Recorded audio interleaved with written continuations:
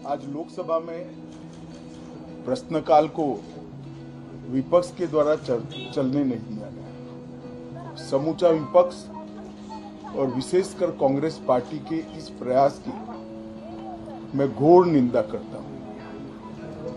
अरुणाचल में 8 की देर रात और 9 की सुबह घटी घटनाओं का हवाला देते हुए विपक्ष ने बहुमूल्य प्रश्नकाल को स्थगित करवा दिया। इसका कोई औचित्य इसलिए नहीं था कि पार्लियामेंट्री अफेयर्स मिनिस्टर ने स्पष्टता से कह दिया था कि 12 बजे इस देश के रक्षा मंत्री श्री राजनाथ सिंह जी इस विषय पर सदन के सामने अपना बयान रखेंगे। जब बयान रखने की बात कर ही दी तो इसका कोई औचित्य नहीं था। मुझे भी थोड़ा आश्चर्य लगा। फिर मैंने प्रश्नकाल के सूची को देखा तो 5 नंबर का प्रश्न देखकर मैं इनकी चिंता समझ गया। 5 नंबर के प्रश्न है राजीव गांधी फाउंडेशन के FCRA रजिस्ट्रेशन को रद्द करने के बारे में। अब उन्हीं के कांग्रेस के ही सदस्य के द्वारा ये प्रश्न पूछा गया और जवाब में बहुत स्पष्ट था।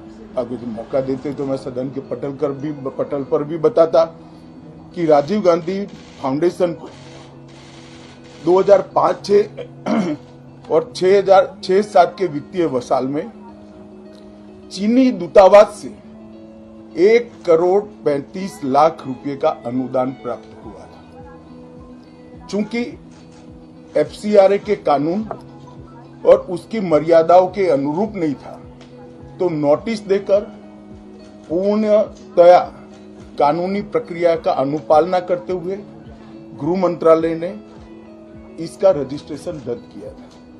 फाउंडेशन ने अपना रजिस्ट्रेशन सामाजिक कार्यों के लिए करवाया है और ये जो राशि चीनी दूतावास से मिली इसका उपयोग भारत चीन संबंधों के विकास पर शोध करने के लिए ये पैसा दिया गया है। अब मैं कांग्रेस पार्टी को पूछना चाहता हूं कि इन्होंने शोध तो जरूर किया होगा।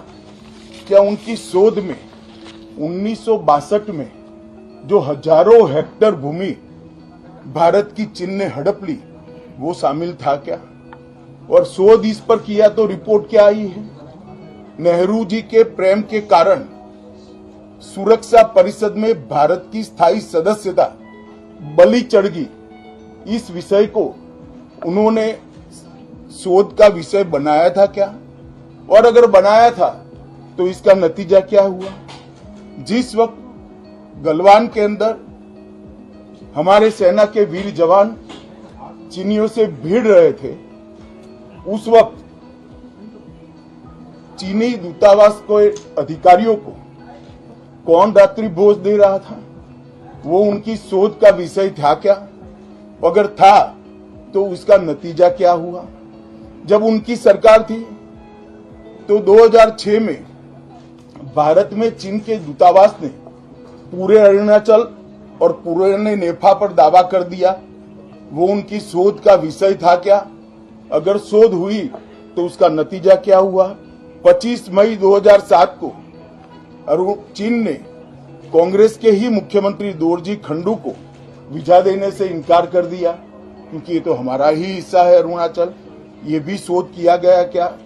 13 अक्टूबर 2009 को मनमोहन सिंह की अरुणाचल यात्रा पर चीन ने आपत्ति जताई, वो आपने जांच किया है क्या? और 2010 में चीन ने जम्मू कश्मीर के लोगों को स्टेपल वीजा जारी करने की प्रथा शुरू की, ये भी क्या आपका शोध का विषय था? 2011 में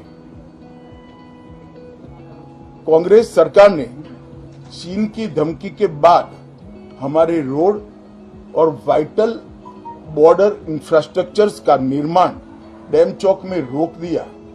ये क्यों रोका गया इसकी भी शोध की है।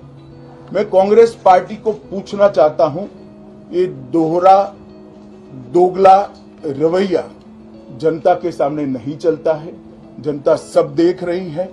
आपके परिवार द्वारा चलाया गया फाउंडेशन, उसका FCRA रजिस्ट्रेशन चीन की दूतावास से मिले हुए अनुदान से समाप्त हुआ है।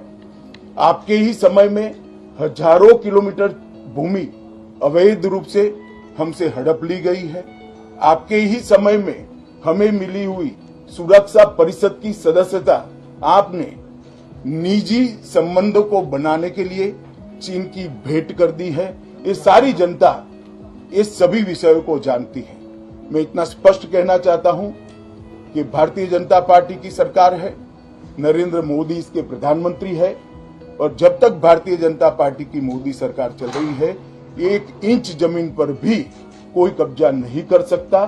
कल अपने सेना के जवानों ने जो 8 की देर रात को और 9 की सुबह को जो वीरता दिखाई है, मैं इसकी बुरी बुरी प्रशंसा करता हूं। इन्होंने घुसे हुए सभी लोगों को कुछ ही घंटों में वापस खदेड़ दिया और हमारी भूमि का रक्षण किया है। राजीव गांधी फाउंडेशन के FCRA लाइसेंस रद्द होने का एक दूसरा भी कारण था। इस्लामिक रिसर्च फाउंडेशन की, जिसका प्रणेता जाकिर नायक है, जाकिर नायक को पूरा देश जानता है, उनसे भी 7 जुलाई 2011 को 50 लाख रुपया राजीव गांधी फाउंडेशन ने प्राप्त किया था।